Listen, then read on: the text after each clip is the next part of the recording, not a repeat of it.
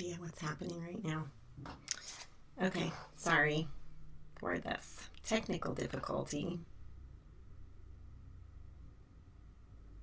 Let's see. Oh, okay. All right, we're good. All right, so I took me a while to realize that this was even happening. There's normally a countdown, and it said live, like the countdown was done for a while. I must have hit something. I must have done something wrong. But anyway, okay. So welcome, Facebook Live to Thrive. Little catchy title, right? That we can thrive during this time that is really actually so challenging, both emotionally, physically, spiritually, intellectually, like on all the different levels of who we are. Um, every area of us is affected, I think, during this time. And everybody's different. And that's something I do want to comment on, is that we are all different, and the way that we deal with challenges in life is different. The way that this pandemic is affecting people is different, not only in whether or not we get sick or we don't get sick, or how isolated we are, the different restrictions that different areas of the world have placed on their citizens. All of that is different.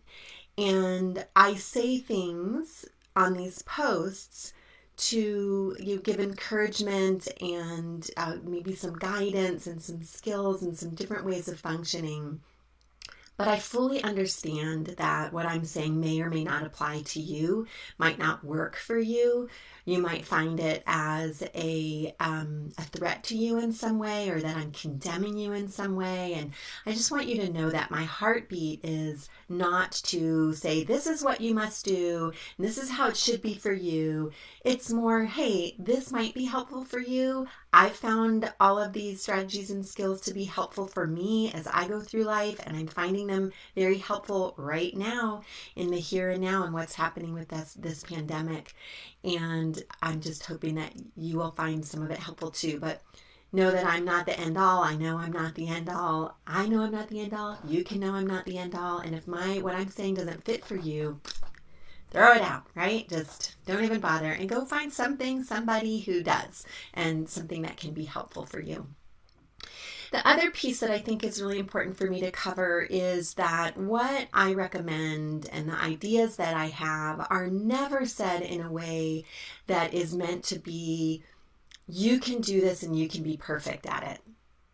None of us are going to walk through this experience or any other experience in our lives perfect. Like, I did it exactly the way I'm supposed to, right? Because we're human and we bring our humanity with us wherever we go. We're flawed by nature. Just meaning by being human, we're flawed, right? That just goes together. Human, flawed. Oh, look, we go together. So I just want to say, please, if you're putting pressure on yourself to do this all perfectly, let it go. You're going to have moments, hours, days, who knows, it not looking very good. We are all like going through this, and we're messy, and it's like, okay. So anyway, I just want to encourage you in that piece. Okay, don't try to be perfect through this. I like to tell people that perfection cannot be the goal. The general trend that we'd like, I think, is kind of up and to the right. This idea that, if you put on a graph our growth, I'll do it the direction you'll see it, not my direction, because up and to the right for me is that. So up and to the right, that you would be, the trend, the general trend is this, a line like this. But really what it's going to look like is this, right? Of, I'm doing really well. Oh, crappy. Did really well. Oh, that sucked. Just up and down. But that if you put a line through it that showed you kind of your progress overall, you would see, oh gosh, I have grown. I am doing things a little bit differently in a healthier way. Oh, this is awesome. Okay, so keep that in mind in anything that I say. I am never, ever proposing to any person on this planet, myself included, that I'm supposed to do this perfectly. All right, so please hear that. Also, today we're talking about emotions. I touched on emotions on my Saturday Live to Thrive, and I just want to say around emotions, I said it in that video, I'm going to say it again. I also am well aware of our need to just be a mess. To cry, to freak out, to be super sad about what's going on. Please know there's space for that. I mean, it's the same as this piece of, not being perfect. There's space for that. And we need people in our lives that we can just pour our hearts out to, and they are just going to sit with us and hold that with us and not tell us to get over it, not tell us it's all going to be okay. Because guess what? Honestly, and I touched on this on Saturday when I spoke in that post, that Live to Thrive, we don't know how this is all going to turn out. And that's what can be so freaky for us. That's what can cause us to go into these places of freak out, right? I don't know how this is going to turn out. I don't know how this is going to turn out. We cannot honestly say it's all going to be fine. It's all going to work out just fine. Really? You know that? Because I don't know that. I don't think anybody really knows that. Is it likely to turn out okay? I think so. I'm pretty sure this is not the end of the world.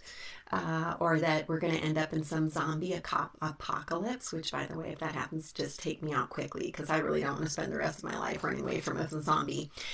But, right, we don't know that. It's not likely.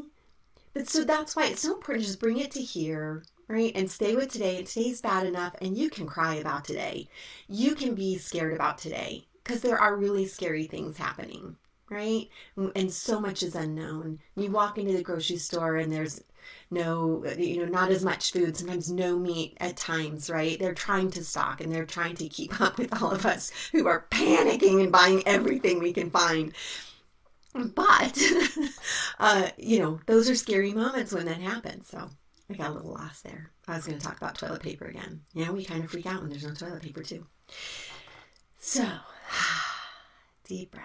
I just wanted to put a few little caveats out there before I got going, because I know sometimes those can be hang-ups, and you might think I'm proposing that you just be fine all the time, and I never propose that to anybody, not even myself, because that's not real. That's not life. I can't do that.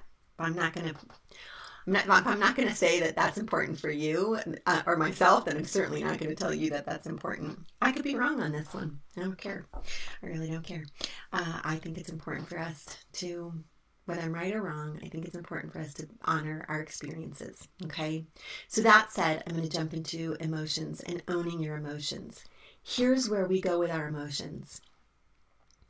So often, somebody does something happens, we're in the middle of a pandemic and we're told, you can't leave your house, you're going to have to stay in your house. And we have this reaction of, whatever it is, anger, fear, sadness, okay? And we decide that it's somebody else's fault that we're feeling what we're feeling. The classic, I think, is when somebody else, like my husband, I'll be personal, right? Okay, my husband does something that I find offensive and I'm hurt by, and I'll say, you made me feel this way, right? No, he didn't. He didn't make me feel that way. Nobody makes us feel anything. Nobody makes us be in that emotional state. We choose. And it happens really fast in our brain. We have an experience, we have thoughts, emotions come online, and boom, there you go. But it happens like lickety-split, faster than this, I think, right? And I talked about neural pathways before, and that's a big piece of how we function, why we function, the way we function, is we've learned this over time to respond to different situations in a particular way. We learned it when we were really little. We started doing it. We've been doing it again and again and again for a lifetime for many of us, for a lifetime for everybody, whether you're 4 years old or you're 54, right? We've been doing this for our lifetime, and the older we are, the more ingrained those patterns are, the more ingrained those ways of responding are. And that's where we come up very quickly with, I don't like what I'm feeling inside, and it's your fault. So that might be the person driving in the car in front of us too slowly and we're angry, right? Talked about that before. I'm angry because you're slow. You're making me so angry. No, they're not. The person is driving slow. You're deciding to be angry about it. We have a choice. We can decide. Do I want to let this thing make me angry or not? Do I want to allow this pandemic to totally rob me of joy, rob me of the ability to find moments of laughter and fun, or even just peace? Do I want to give all that power over to this circumstance or to this person? I don't know about you, but I don't. I do not want to give all my power over to the situation. It happens, right? I mean, okay, remember, we're real, we're human. It happens. I do it. My husband and I were painting yesterday in our house, and we had a few little tiffs back and forth. And I was mad at him. And I had to go for a walk in the morning to walk some things off, because I was allowing the situation and allowing him, really, and what I didn't like about what he was doing or saying, to make me angry, right? He didn't really make me angry. I was allowing the anger to take over. I was allowing it to be a situation that it didn't need to be. And so I went on a walk. And I took in just the beauty around me, and I breathed, and I talked about it. I talked to God about it, and I talked to myself about it. And I did tell God, please would you tell him he needs to work on his stuff, because you're really good at letting me know I need to work on my stuff. But what about him, right? But of course, gotta turn things around, look at self, right? What is it that I'm doing? What do I need to work on? And I had some role in it all. And I have to look at that, right? And own my part, own my emotions, own what's going on inside of me, and not put all the power on the outside. So whether that's a person or a situation or a government. It doesn't mean that we don't try to do anything in those circumstances to maybe create something healthier. With the car and the person driving slowly, I'm not going to engage in a conversation with that person. I mean, even with sign language. Sorry. But there are people that communicate with us with sign language from their car. I don't know about you. I've experienced that personally. I don't do it, but I don't think. Maybe in my head. Okay, but anyway, sidetrack. Bring it back, Karen. Or with my husband. Right? We can have a conversation about it. Hey, this is the situation, and this is what I was feeling in it, and I wonder if we could talk about this. Because he's probably got some ownership in it too. I doubt it's all me, right? And with the government, okay, so you can contact, if you don't like how certain things are being done, we do live in a country where you can contact people in the government, whether or not they pay any attention to what you're sending them, but you can contact and let them know what your opinion is. We have channels for that. There's also voting, and you can vote for people that you like or don't like. Not that you necessarily get your way, but you can at least speak your voice. With this pandemic, we don't have a choice, right? There isn't anybody that we can talk to about the actual virus itself and how it's affecting people and what it does to people's bodies and how it affects our healthcare communities. So in that, those are really tough situations. Literally, you can't have a conversation, and that virus is not making you be sad or scared or angry. It is impacting you, right? But you can't have a conversation with it. So those are just some of the things that you can do with emotions when you recognize what's going on for you, and then what you can do with it. I wanted to talk a little bit more about, I just wanted to make sure I jotted a couple of notes, because I generally, as you can tell, I like freehand when I speak. So I don't like notes. Notes trap me. And then I think it needs to be said in a really specific way, the way I wrote it. And that doesn't ever go very well. So I just kind of freehand these things, but I do have a general trajectory that I'm going on. So the next piece I wanted to cover was a process that you can go through in terms of what to do with your emotions. And it's what I did when I went on my walk after my husband and I had a disagreement. Saw things very differently. So I gave you some of the pieces of it actually in the last Live to Thrive. And that's on thoughts and reining in your thoughts. I talked a little bit about this, pieces of it. It's also in my workbook if you've got my workbook, and you can look at that. But it's a thought and emotion processing technique. And what it does is it gives you a chance to kind of pull together your thoughts and your emotions, locking them together, and then helping you kind of to create a way to feel, a way to be with your emotion, and then kind of, okay, and then what do you want to do with that? It starts with awareness, which is the key to any kind of change that we want to make in our lives. You're going to hear me talk about that a lot. I'm a broken record on awareness. So you start there. You got to know what you're doing. You got to know what you're saying. You got to know what's happening, what you're feeling. Okay. You got to be aware of that if you want to do anything differently. Next, you notice what you're thinking. You notice what you're feeling. You're feeling, I'm going to just go with sad. Okay, you're feeling sad. Why are you feeling sad? So you want to notice what it is first. What is the emotion? Then what are the thoughts? Or you might notice a thought first and then be aware of what your emotion is. So you've got a feeling. I'm identifying the emotion of sadness. And what is my thought? I'm sad because this is really limiting. Like right now, and the way that we have to function is really limiting, and we don't get to experience the full gamut of life. We experience a restricted life, a life within the walls of our homes, brief outings to go get supplies. But life as we've known it, we don't get to experience that. And so I feel sad. And I feel that sadness even right now as I'm talking to you. I can feel the tears in my eyes. And I can feel kind of a tightness a little bit here. And so I'm aware what I feel physically, what the emotion is, and what the thoughts are that are connected to that. Okay, so I let that be there for a moment.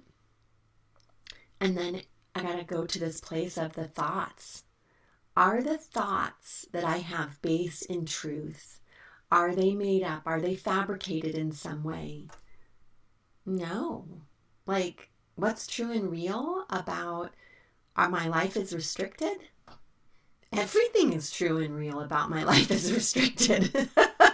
Right? I can't go out. If I were to go to a shopping mall, which I haven't done, but if I were to go to a shopping mall, I'm pretty sure their stores are all closed. From what I'm understanding, most stores are closed.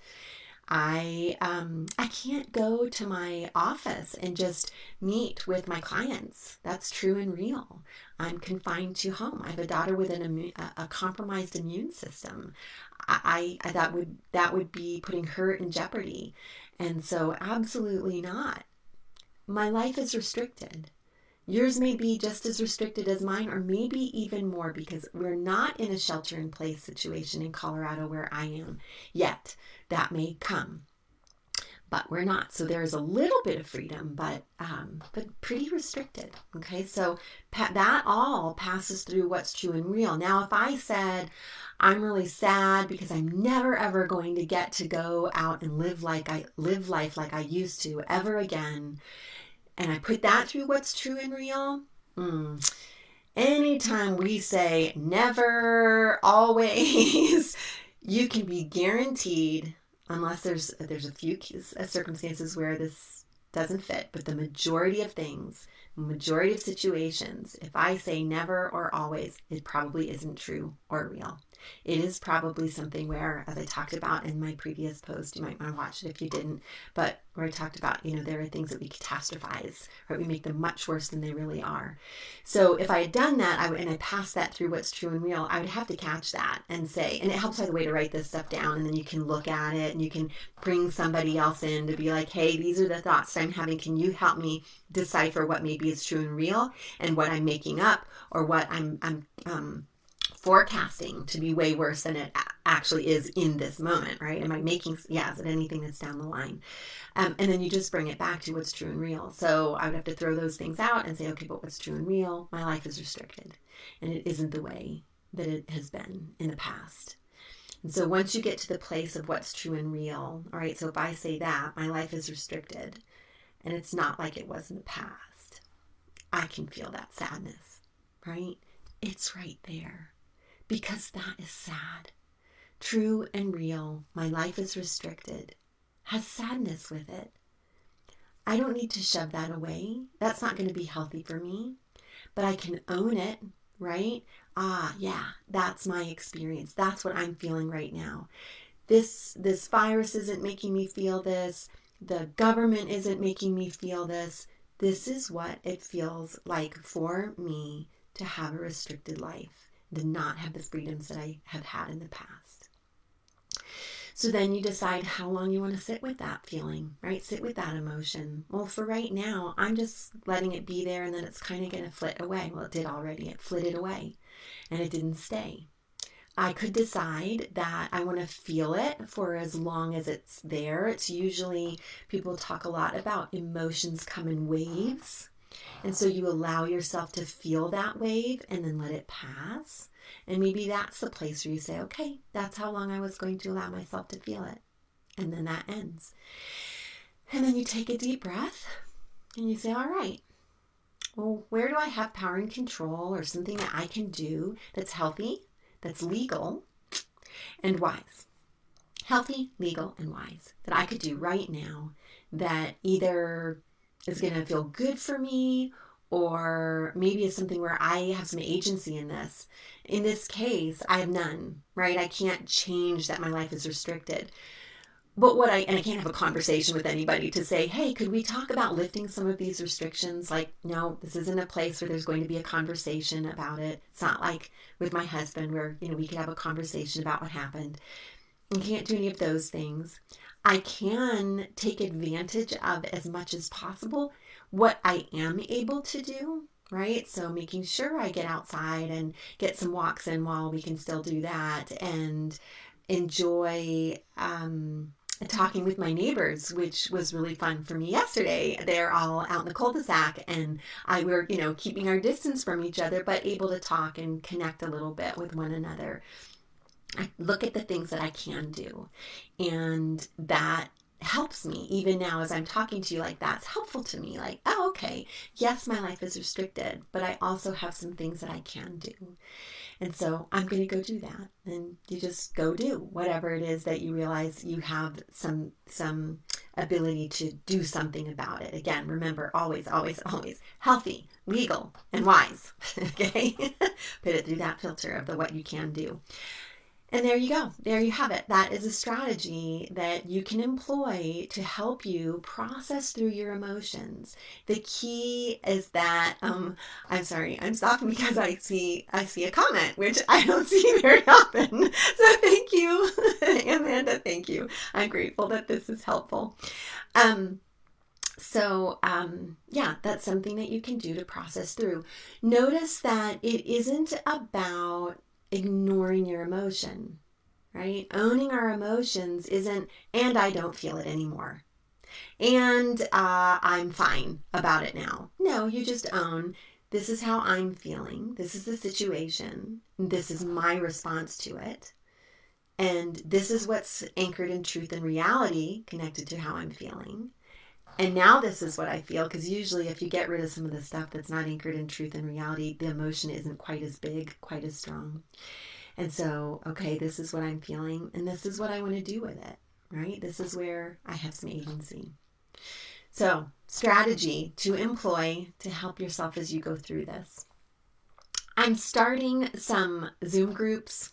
So these are small groups of max of 8 people, and I'm going to make them be about an hour and a half long, and they will cost, they're $30, but it's an opportunity for a small group of people. You probably won't know each other, but a small group of people to gather together, and I will just facilitate conversation.